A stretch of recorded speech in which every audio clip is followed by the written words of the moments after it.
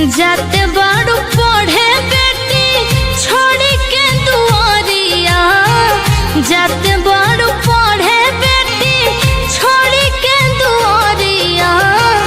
गिरे मत दीहा बेटी पापा के पगड़िया, गिरे मत दीहा बेटी पापा के पगड़िया।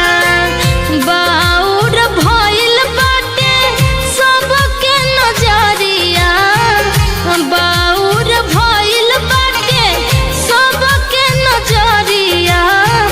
गिरे मत दीहा बेटी पापा के पगड़िया, गिरे मत दीहा बेटी पापा के पगड़िया।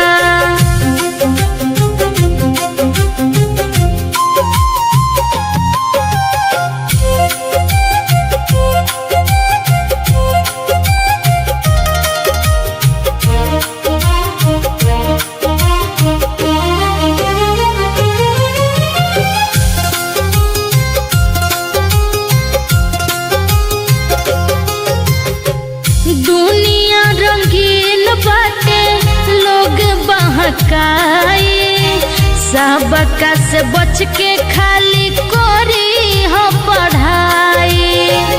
दुनिया रंगीन बाटे लोग बहकाई, सबका से बच के खाली करी हो पढ़ाई। हंसता जमाना सबके मुँह करी हो करिया, हंसता जमाना सबके मुँह करी हो करिया। गिरे मत दीहा बेटी पापा के पगड़िया, गिरे मत दीहा बेटी पापा के पगड़िया।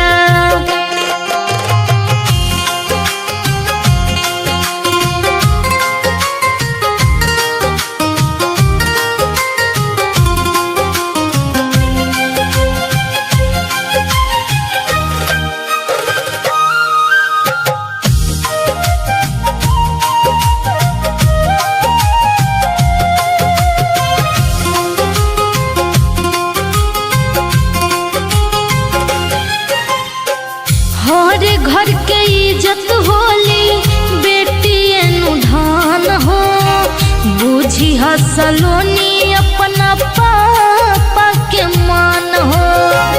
हर घर के इज्जत होली बेटी एनु धान हो, बुझी हसलोनी अपना पापा के मान हो। लिखल समुंदर हर बाप के लचरिया, कहे 1 लाख भैया रखी हो पगड़िया। गिरे मत दीहा बेटी पापा के पगड़िया, गिरे मत दीहा बेटी पापा के पगड़िया।